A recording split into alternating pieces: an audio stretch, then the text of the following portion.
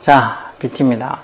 이거는 수능 특강 영어 독해 연습의 8강의 9번 문제죠. 자, suppose 한번 가정해보자. 뭐라고? 대접속사. 이것도 일종의 뭐 가정법 표현이야. 뭐라고 가정해보자고? 사람들의 aspiration, 열망이나 뭐 포부 이런 거죠. 사람들의 열망이나 포부가 rise, 발생한다. 동사로. 뭐 할 때? as they get more money. 그들이 더 많은 돈을 가지게 됐을 때, 뭐 할 때? 사람들이 더 많은 돈을 가지게 됐을 때, 사람들의 어떤 열망이나 포부가 rise, 발생한다, 생긴다라고 한번 가정해보자고. 돈이 없을 때는 열망도 포부도 뭐 이런 것도 없지만 돈이 있으면 그런 포부나 열망이 생긴다고 한번 가정해보자고. Suppose.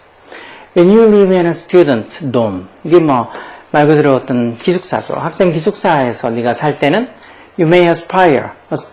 이 aspiration이라고 명사는 이렇게 발음하고 이건 aspire 이렇게 발음하겠죠. 네가 뭐를 갈망할 수도 있다는가. aspire 뒤에는 목적으로 투부정사죠. 뭐 동명사를 목적으로 받는 타동사 몇 개 중에 들어가지 않잖아. 너 자신의 아파트를 가지기를 aspire. 갈망할 수도 있다. 비록 그 작은 아파트가 여기 중간에 edis가 생략됐겠죠. even if가 비록 뭐 할지라도 라는 표현은 비록 그 아파트가 작다 할지라도 너 자신의 아파트를 가지기를 바랄 수도 있다는 거. 그리고 또 네가 어떤 작은 아파트에 살 때는 you may aspire. 또 뭐를 갈망할 수도 있어. 좀 더 큰 bigger one. 이 원은 아파트먼트 얘기하는 것도 더 큰 아파트에 살기를 갈망할 수도 있다는 거. 또 네가 어떤 큰 아파트에 살게 됐을 때는 you may aspire. 또 뭐를 갈망할 수도 있어. 너 자신의 property, 재산, 부동산. 그리고 너 자신의 재산에서 살고 싶단 말은 즉 자가 아파트에서 살고 싶어 할 수도 있고 사는 것을 aspire, 갈망할 수도 있다는 거죠. and so on, 기타 등등 이렇게 뭔가 점점 더 돈이 더 많으면 많을수록 그 포부도 자꾸 더 생긴다는 거죠. 열망도 더 생긴다는 거예요.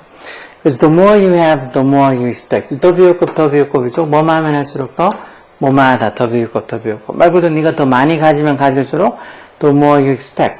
네가 더 많은 것을 expect, 기대한다. 그러죠. expect, 기대하다, 예상하다는 소리죠.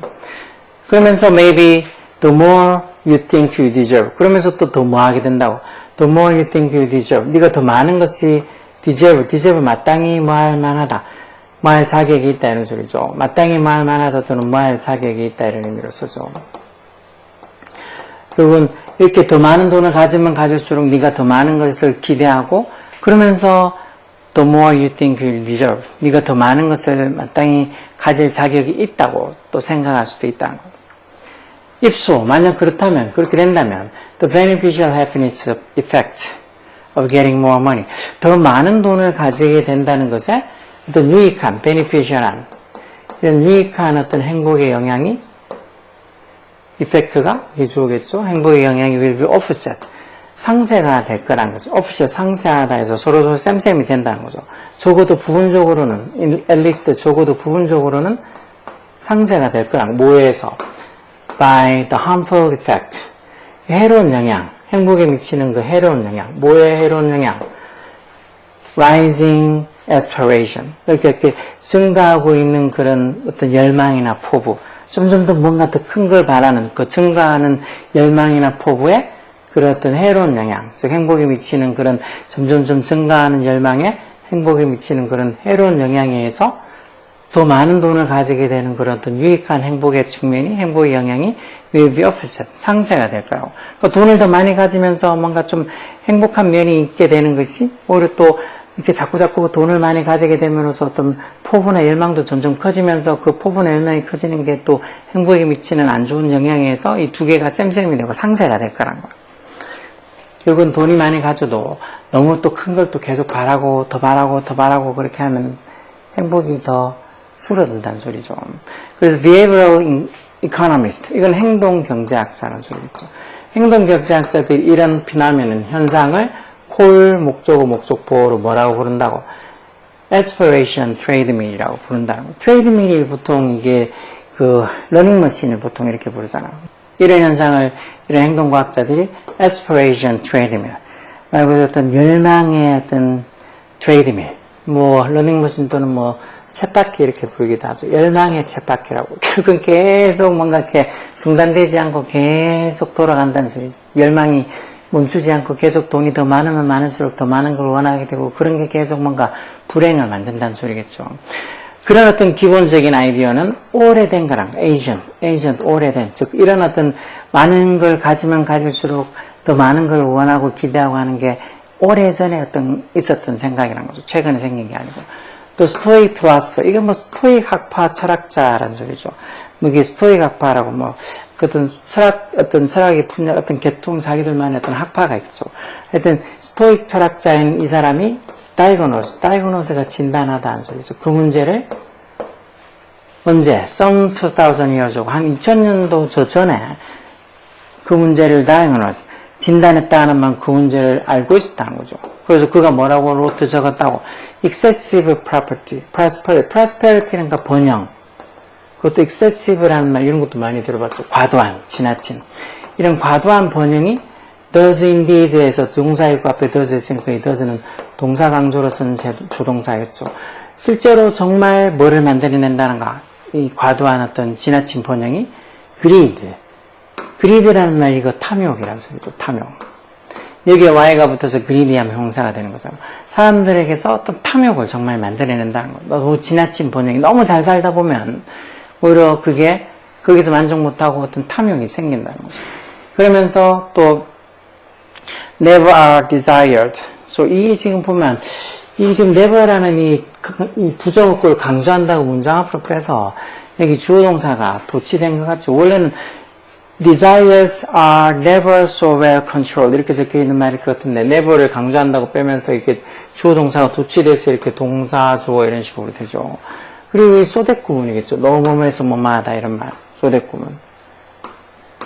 그래서 어떤 욕망이 결코 are well controlled. 결코 잘 통제가 되지 않아서 they 도명이 desires, 욕망들을 얘기한 거. 그 욕망들이 vanish, once satisfied. vanish가 왜 기본적으로는 사라지다는 소리예요. 사라지다.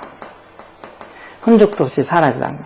뭐하면 일단 satisfied, 만족이 되어지면 그 욕망들이 절대 잘 통제가 되지 않아서 일단 충족이 되고 나면 욕망이 충족되면 그걸로 만족을 해야 되는데 그렇게 만족하지 못하고 그냥 그 욕망들이 사라져 버린다는 거죠. 결국은 이런 욕망이 일단 이렇게 once satisfied, 충족되더라도 그냥 완전히 사라져 버린다. 그만큼 통제가 잘 안 돼서, 조절이 잘 안 돼서. 통제가 되고 조절이 잘 되면 어느 정도 이제 만족하고 나면 그 어떤 만족감을 느끼면서 또 더 욕망이나 바람이 생기면 안 되는데, 욕망이라는 게 뭐 절대 well control, 잘 통제가 되지 않아서 욕망이 만족이 되어지면 그 만족하는 걸로 생각해서 또 더 이상 욕망이 생기면 안 되는데, 그 욕망이 만족되고 나면 또 그냥 그런 만족된 욕망이 또 사라지면서 새로운 욕망이 또 생겨난다는 거겠죠.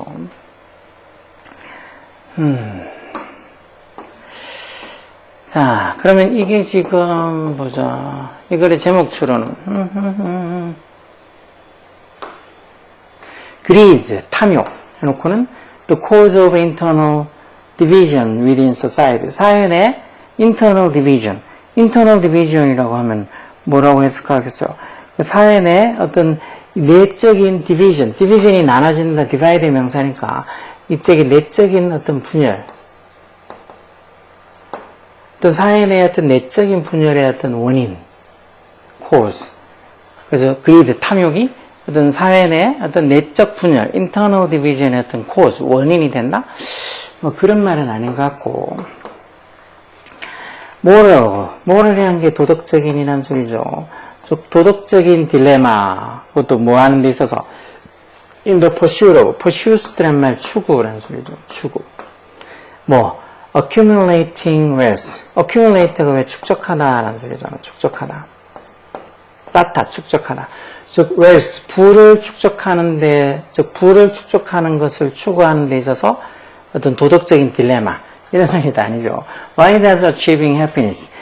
행복을 이루는 것 해서 동명사 얘기해 주어서 행복을 이루는 게 왜 매라하냐? 매라고 동사로 쓰면 이게 중요하다는 뜻이겠죠. 중요하다. 행복을 이루는 게 왜 중요하냐? 어디서? In modern society. 현대 사회에서 achieving happiness. 행복을 이룬다는 게 왜 중요하냐? 이런 소리도 아닌 것 같고. For financial freedom. 어떤 재정적인 financial에서 재정적인 뭐 금융적인 이런 소리도 재정적인 자유를 위해서 shift your focus. shift 동사로 옮겨라. 뭐를? 네 관심을 뭐 from A to B에서 how에서 when으로 옮겨라. 즉 어떤 재정적인 어떤 자유를 위해서는 네 관심을 어디서 how 어떻게 해서 뭐 어떻게 해서 when 언제로 옮겨라. 즉 재정적 자유를 위해서 어떻게 해서 언제로 옮겨라. 어떻게보다 언제 뭐하냐. 어떻게 뭐하냐보다 어떻게 돈을 버냐. 이런 거보다 뭐 언제 돈을 버냐. 뭐 이런 쪽으로 관심을 옮기라는 소리인가. 하여튼 이것도 아닌 것 같죠.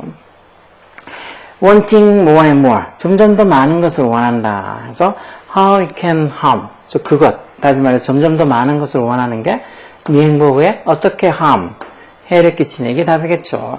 아까 보다시피 더 많은 어떤 돈을 얻어서 더 많은 돈을 벌게 돼서 행복하게 된 게 더 많은 어떤 욕망이 생기면서 어떤 행복에 미치는 그런 해로운 어떤 영향으로 그 돈을 벌게 더 많은 돈을 벌게 돼서 생기는 행복이 will be opposite. 상쇄가 될 거라고 그랬잖아요. 여기서 뭐 이런 것들을 행동과학자들이 aspirational treadmill, 뭐 어떤 열망의 쳇바퀴, 뭐 이렇게 부르면서 계속 뭔가 열망이 만족을 모르고 계속 커지다 보면 그게 오히려 사람을 불행하게 만든다는 거, 그런 식으로 얘기하는 거잖아요. 그렇죠? 그래서 이것도 약간 내용이 뭐 별거 아니 쉬울 것 같으면서도 또 막상 이런 거 하면 밑에 특히 선택지가 이것도 좀 어렵죠. 위에 내용 지문보다 선택지가 그리드도 나오고 저게 맞을 거 1번이 아닌가. 1번도 뭐 행복이 뭐 중요하죠. 이게 행복이 나오고 해피니스 나와서 3번이 아닐까. 뭐 그런 식으로 잘못하면 헷갈릴 수도 있고 여기 단어들 중에서도 뭐 internal division, 내적인 분열 아니면 accumulating wealth, 부를 축적하는 거 뭐 이런 것 식으로 뭔가 해석을 못해서 여기 matter가 동사로 이렇게 중요하다 이렇게 쓰는 것처럼 이 선택지가 해석이 안 돼서 5번이 답이라고 못 찾을 수도 있겠죠. 이런 것도 좀 뭐 한 2학년까지 충분히 3전짜리로 나올 수도 있어. 뭐 좀 영어 공부를 계속 지문도 보고 단어도 찾고 해서 꾸준히 공부를 한 애들 같으면 이런 게 어렵지 않을 수도 있지만 요즘은 거의 대부분 애들이 어휘 이런 것도 모르면서 이렇게 어려운 질문만 하면 정말 황당하게 못하죠.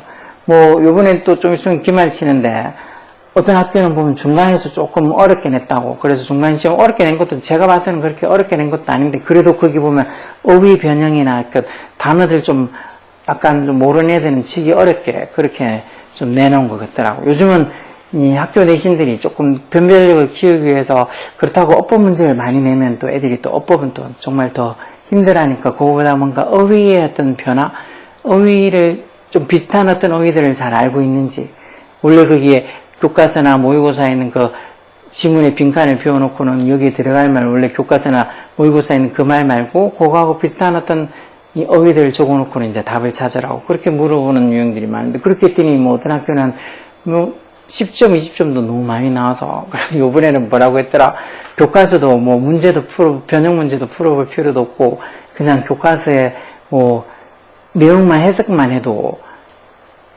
점수가 잘 나오게 뭐 기말에 쉽게 내겠다고 그렇게 얘기하는 학교도 있던데 솔직히 그렇게 쉽게 난이도를 내게 되면 그건 애들을 무시하고 오히려 애들의 기본적인 실력을 오히려 향상이 아니고 실력을 떨어뜨리게 만드는 방법이죠. 뭔가 애들이 계속 새로운 단어도 공부도 뭐 이렇게 계속 하게 만들어야지. 너무 쉽게 내주면 그게 애들한테 도움이 된다고 생각하는지 아니면 자기들이 처음에 너무 중간고사에 어렵게 내서 그래서 이번에는 또 그거 맞춘다고 또 이번까지 어렵게 내면 평균이 너무 떨어지면 뭐 교장이나 교감한테 혼난다고 그러면서 이번엔 쉽게 내겠다고 그렇게 하면 애들이 수학도 그렇고 쉽게 내겠다고 하면 애들이 공부를 열심히 하겠냐고 썰렁썰렁하지. 근데 막상 또 그러다가 또 시험 쳤는데 지네들이 생각하는 것보다 어렵게 나오면 더 성적이 안 좋게 나오겠지. 여하튼 늘 시험은 좀 어렵다고 생각하고 공부를 해야 돼. 학교에서 낼 때도 뭐 난이도 조절은 쌤들이 하면 되는 거고 뭐 애들한테 쉽게 나올 거다 어렵게 나올 거다 그딴 소리도 할 거 없이 그냥 공부한 만큼 성적 받을 수 있을 거라고 그렇게 얘기해야지. 맨날 애들 상황 맞춰가지고 애들한테 맞춰서 뭐 쉽게 그렇게 하는 학교들 중에 애들이 정말 열심히 해서 더 나아지는 것보다는 오히려 점점 애들 수준이 떨어지는 그런 현상들을 더 많이 보게 되죠. 자, 어쨌든 이런 문제 정도도 충분히 풀고 해석해서 답을 찾을 수 있게 노력하라고. 쉽지 않아. 노력해야 돼. 단어 같은 거 어렵잖아. 열공하라고. 오케이?